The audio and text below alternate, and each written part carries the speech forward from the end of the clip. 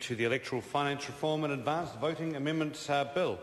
It's not often that a senior whip goes slightly off message, but I have to take up the opportunity of joining my opposite number as whip, who may well have done the same thing. All I could think of as he complained about a high-profile street corner office was that Stuart Nash must really be getting under his skin in Napier if he wants to change the entire system of the way electoral offices are run from Parliament on the basis that his own individual candidate opponent has a high-profile office. You can always hear government members listening to this debate from their offices who have such high-profile corner offices lunging at the radios in their room saying, would someone shut Mr Tremaine up before he rewrites all the rules based on a constituency race in Napier. And of course, well, no, that was the last legislation you're allowed to do that, Mr Borrows, not this particular bill. But of course, as he was freely admitted, this legislation doesn't affect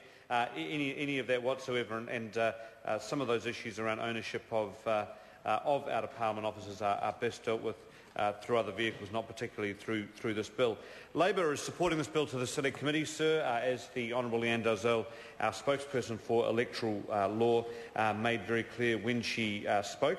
The bill has a number of elements which we support. There are certainly some aspects that we want to continue working with the government on. And if I can pick up David Parker's point, I did strongly agree with him. Yes, where parties can come to a compromise position on these sorts of rules, we are better off for it. Labor has tried to signal through this debate areas where we have moved away from our prior position in terms of the legislation that came immediately before this bill, the Electoral Finance Act. We've moved from that position. We've even moved from some of the positions we held in our submissions in order to meet some of the proposals from the government. But we really look throughout the whole process for the government to move from some of its positions as well. The pixie dust of MMP, where we all get up in these kind of legislations and go through the compulsory praise of Simon Power, which I will do shortly because it's in my notes, and I will want to be back on message as I mentioned before, it cannot simply be because we all gather around and agree with National's position. That's not compromise. It has to, well, and the look of shock and horror on National members' faces makes me realise that that's what they think it is.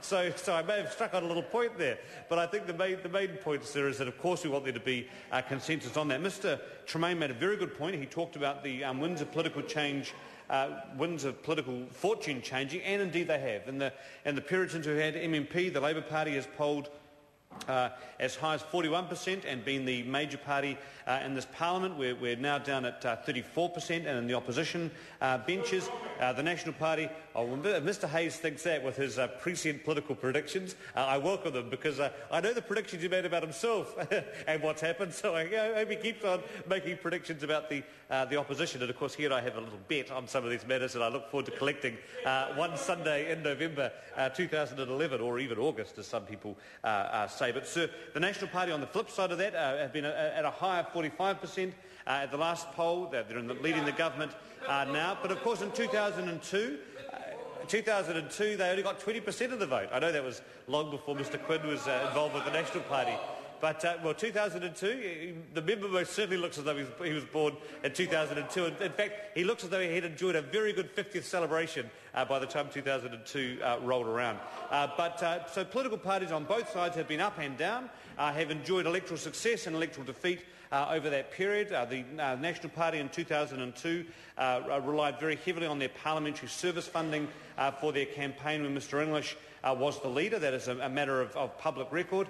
Now, of course, I'm sure they enjoy much greater financial donations as their political fortunes have improved. So the point I'm making, sir, is that at any one stage, well, it couldn't have gotten any worse.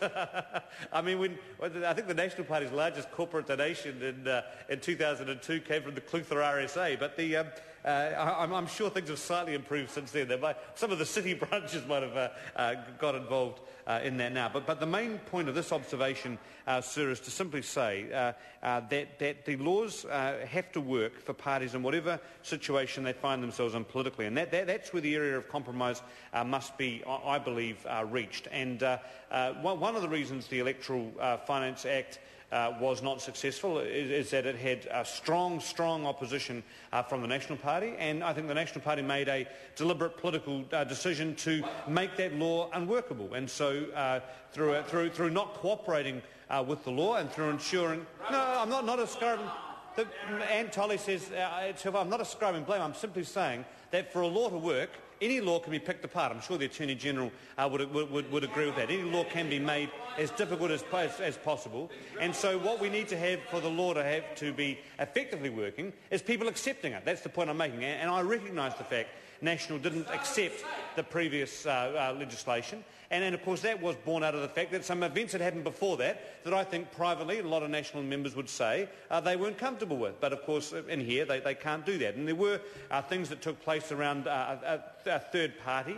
It's been mentioned before with the activities of the Exclusive Brethren Church, which probably went beyond the pale for what most people who participate in politics would like to see. And I think the fact that we didn't see them, well, we don't know that we saw them. Mr Burrows interjects, and given how active they were in the Whakanui electorate, I wouldn't be interjecting if I was on that particular point. There's a lot of provincial and rural members who were great friends of that particular organisation, who have been much quieter since that came to play. So certainly the 2005 events we wouldn't want to see repeated, and the 2008 events of the major opposition party not wanting to go along with the law because they disagree with it so vehemently, and there's no attack on that. That's I just think the way the National Party felt about it means that for 2011 we have to have law that Labour, National, all the parties feel as though that is fair for them. And I think we are certainly getting there. But I do want to emphasise Mr Parker's point, which is that there must be some agreement. There are two other issues,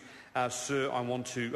Three other issues I want to touch on. I want to finish on that third party issue by saying we agree with the registration because we think that it's logical that the transparency of people having to put their hand up and say we are not a political party but we want to influence people and how they cast their party vote does put some sunlight on them, and people will be mindful of the activities they're undertaking. So that makes a lot of sense.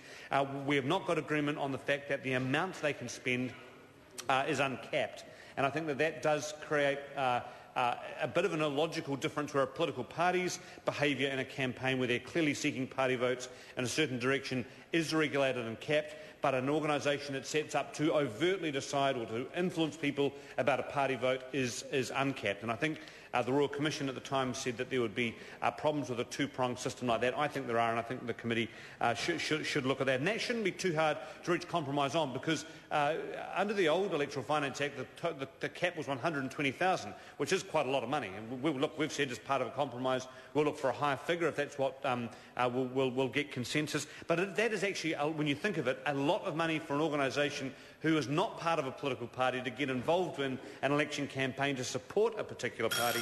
And so I think when we think through the logistics of that, I think we should be able to come to some level of agreement. Well, it is. Well, I'm sure Mr Quinn has not put his entire salary into his election campaign. That would be a particularly bad investment in his respect. It's sort of always like the finance company writ large. I think you know.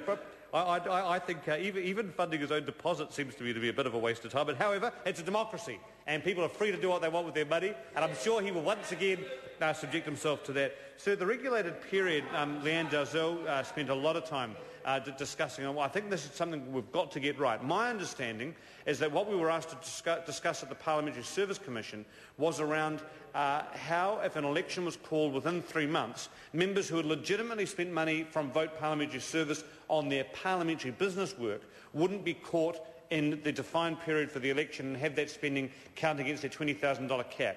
And if I give an example of that, if Mr Anderton has as his slogan, if you like, for his parliamentary business work, working for Wigram, and that's approved by the Parliamentary Service, as is allowed for his advertisements in the newspaper, and then we go into an election period and he happens to use that same phrase, working for Wigram, on his election billboards, then it would be possible to say that the Parliamentary Service funded phrase was being used for an election purpose and all that money was counted. And at the Parliamentary Service Commission we wanted there to be a bright line test that if things were approved for parliamentary business, then that wouldn't be caught within a 3-month period. And I think that we need to get that absolutely clear at the Select Committee, because reading the Minister's release, it now looks as though the Parliamentary Service Commission determined what the regulated period should be. And I don't think that that's what the Parliamentary Service Commission thought they were doing at all. So anyway, so I look forward to participating at the Select Committee process. Ko Hekia Prada.